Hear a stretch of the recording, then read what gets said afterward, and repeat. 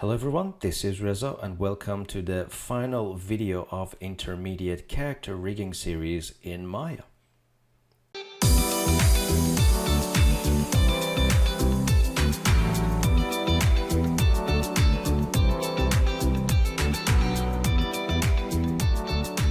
In this video, we are going to bind our geometry to the skeleton we created in the previous session. I've gone ahead and did some cleanups already. So if you look at the character, I'm going to press H on the newly created skeleton. You can see we no longer see the old skeleton. I've already selected the bones and changed the draw style from bones to none, so we no longer see them.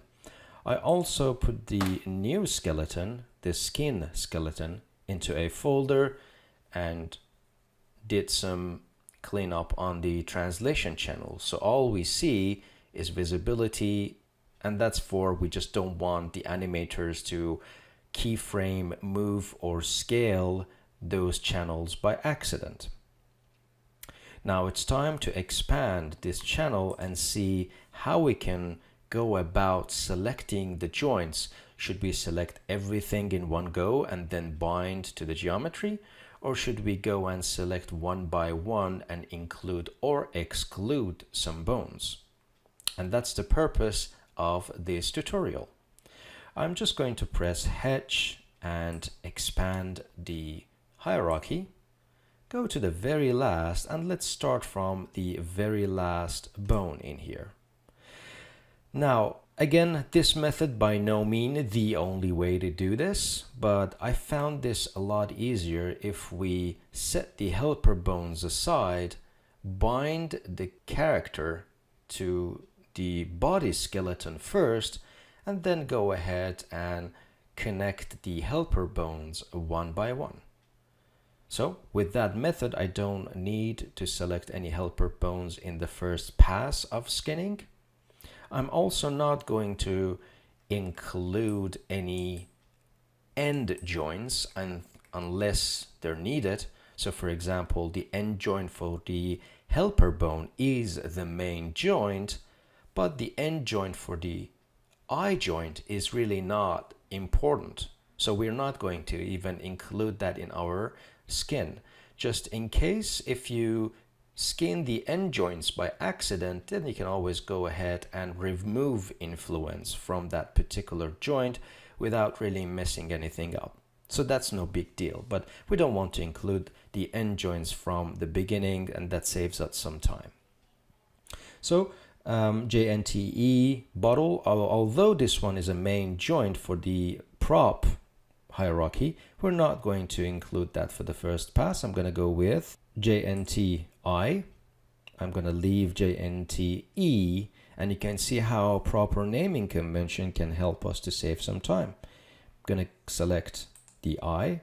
JNTE head, we certainly don't want to include that, so I'm going to go with head 01, this bone, and then neck C, B, and work my way up. I'm going to go to neck A. So I'm going to skip neck base 01 and leave bag, bat, and knife as well. Work my way up and go to fingers. Should I say work my way down? I leave all the E ones, and of course for thumb, all the D ones, the end joints. So I'm going to select D, C, B, A for left pinky. D, C, B, A for the ring. For the middle, D, C, B, and A.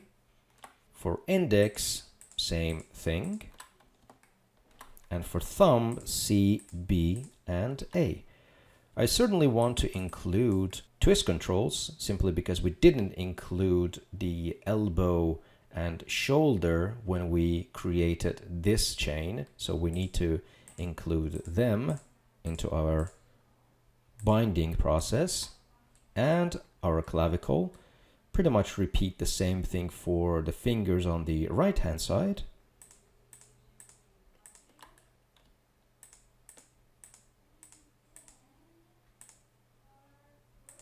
Now we go to spine, and we definitely would like to include the entire spine. So I'm just going to go ahead and select all of them. We don't need to include any toes. So these guys, we really don't need to include those into the skin. So I'm going to leave toe and go ball, ankle, knee. Colt, we don't need them right now. We can always include them later. So I'm just going to include thigh. Arrow pocket, we don't need them right now. And again, for the left hand side, I'm just going to start with ball, ankle, knee, thigh, and the pelvis. Of course, we don't need to include the root. And all we need to do is to select the geometry. Make sure you're in rigging menu set and you go to skin, bind skin option box. Now, if you reset, first one is bind to. Obviously, we would like to select joints for that. Bind method, I usually prefer geodesic with the resolution set to 512.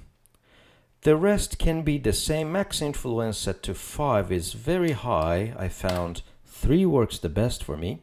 And I'm going to go bind skin. Now that's done. Let's have a look. If I select one of the controls and rotate and move, that works beautifully. Look at how cloth actually moves somewhat realistically with the movement of each control. And that's the beauty of having a clean chain. All the bones are positioned correctly and the setup looks very clean. We certainly need to spend time and go through some cleanups. That's just out of question. But how much cleanup is a different story. So if I bring the foot up, you can see, yeah, we need to clean up some influence. That arc there is a bit nasty, but all in all, it's not actually too bad. The main problem should take place around the neck.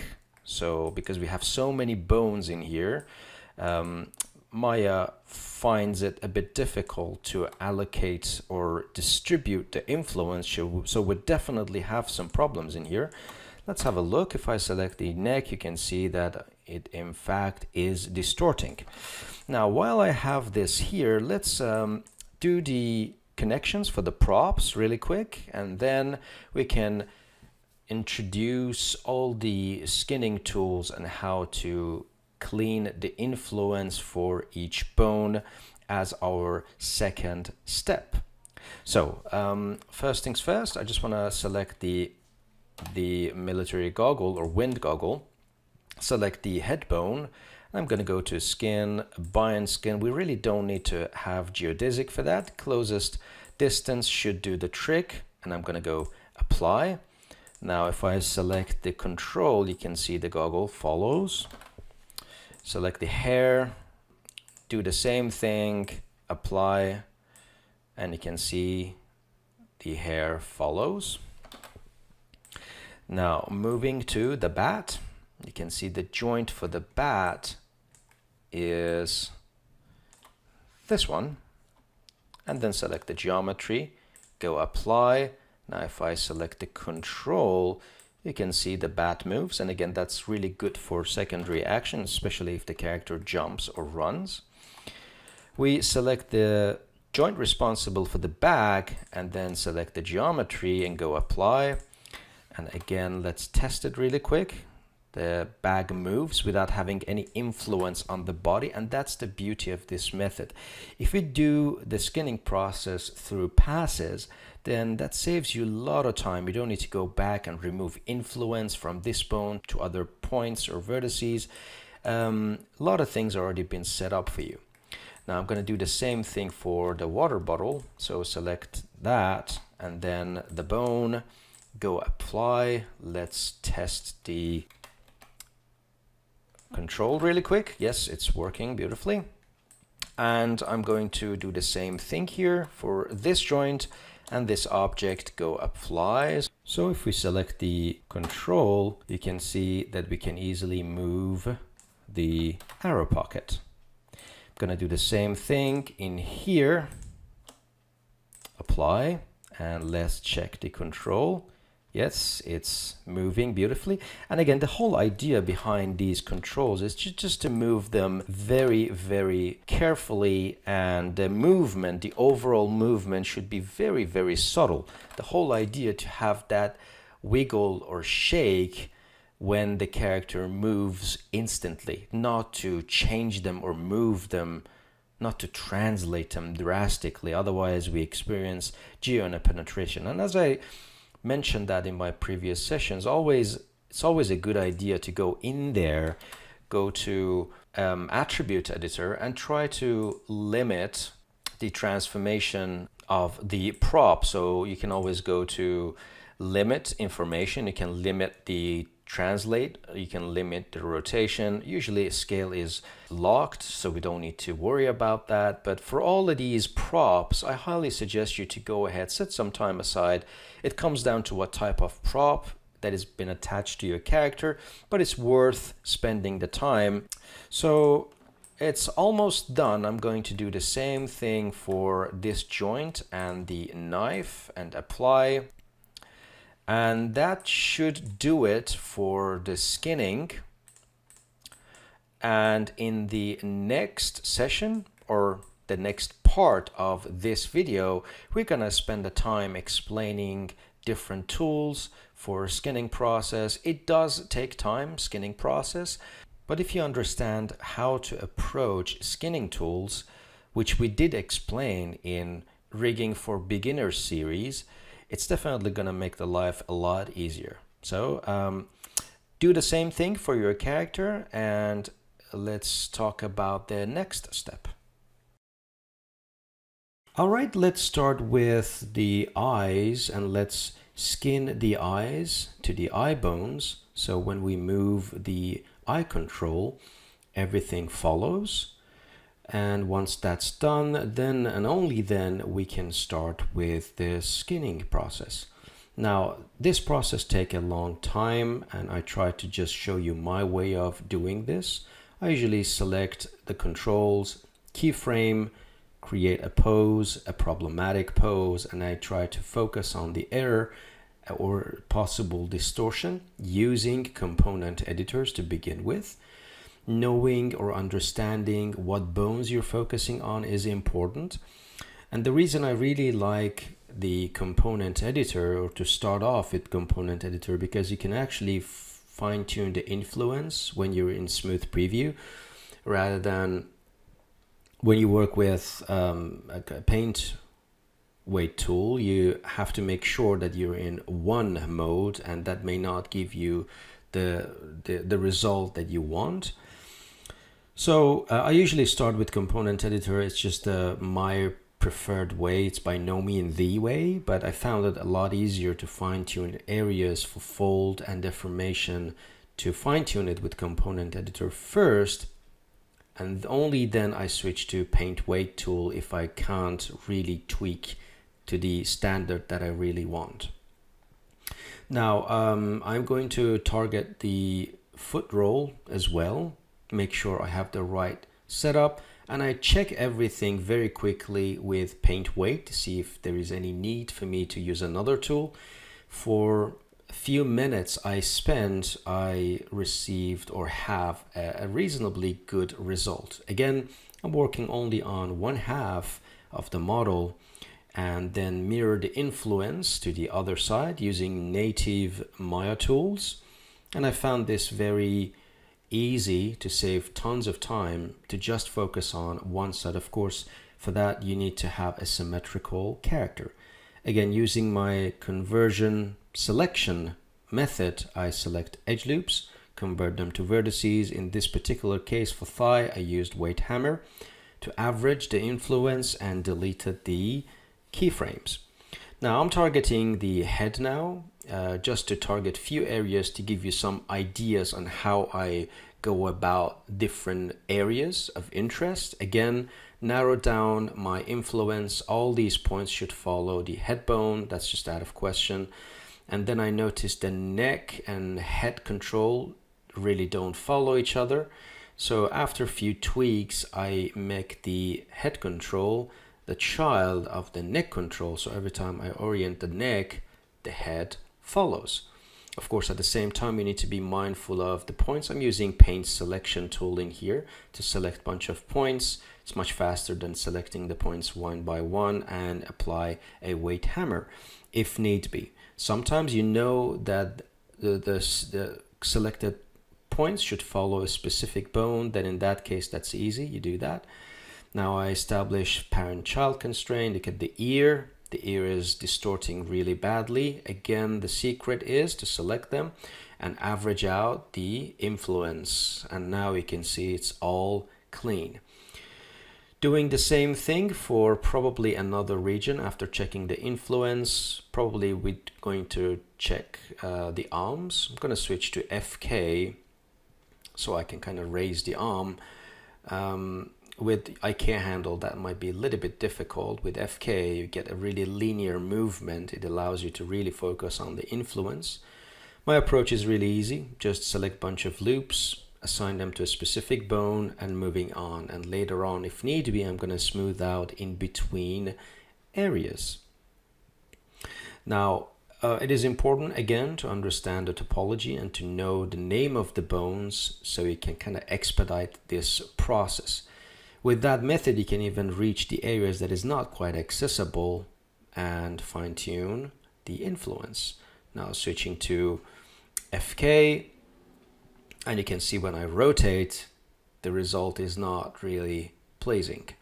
So again, the same method applies. I'm going to start off with weight hammer, opening component editor, try to find out how many bones are influencing these points and trying to narrow down my selection. I usually smooth out and average out the influence and then think about what point should follow what bone and take it from there. Using the paint selection is always part of my workflow. Very, very easy to spot. For these areas, again, the fastest way of fixing this is through component editor. You can see how quickly we managed to fix that. And we clean up the controls again, make sure they've been zeroed out, there's no keyframe on them, and moving to the next area. Again, the approach is exactly the same. This process may take hours, maybe days, but the whole idea behind this video is just to show you my workflow. Of course, after that, I'm just going to pause the video and spend good amount of time on each area and try to use reference and understand the movement on the character. If you're unsure, definitely ask the animator, how do you want this to deform, or to what extent? You put all the limits in place and make it easy for animators to animate this. The reason that I'm using out-of-shelf Maya tools because not every studio offers plugins. Now we're back in Maya. Let's start with a few more plugins that you may want to use if you don't want to use component editor or paint weight tool. One tool that I tend to use is bonus tool offered by Autodesk. So you download the plugin and it comes with series of very, very nifty, useful tools. One of them is inside rigging and it's called weight editor. It's a combination of component editor and skin weight tool in one tool. So it's a really nice hybrid and allows you just to have one unified window instead of having two windows. I use that a lot actually. The reason it's been grayed out, and I get that question a lot, is because this is a plugin. So you have to, if I type in weight, you actually have to bring that weight editor and load this up. And once that's done, then you have access to the tool. There is enough material online for you to kind of dig a little bit deeper, but I might record my own version on how I'm using Weight Editor in Maya. This is another very useful plugin that some studios do use. There is a free version and a paid version, but everything is accessible on the website. It's called NG Skin Tools. I personally start off with Maya tools and gradually but surely switch to NG Skin Tools to refine the influence, but workflows are obviously different among riggers. Documentation, supporting videos, everything is in this website. So if you would like to kind of dive a little bit deeper and use external third-party plugins, here's one good suggestion for you. Now, finally, after 12 videos, we reached the end of this series. I truly hope you enjoyed this series of videos, and I truly hope you learn and use these methods in your own workflow. Let me know if you have any feedback or if you have any requests or questions, and I'm more than happy to get engaged and answer your questions, talk about different topics. Thank you very much for all the support and help and all the kind words. And until the next video and the next topic, see you later.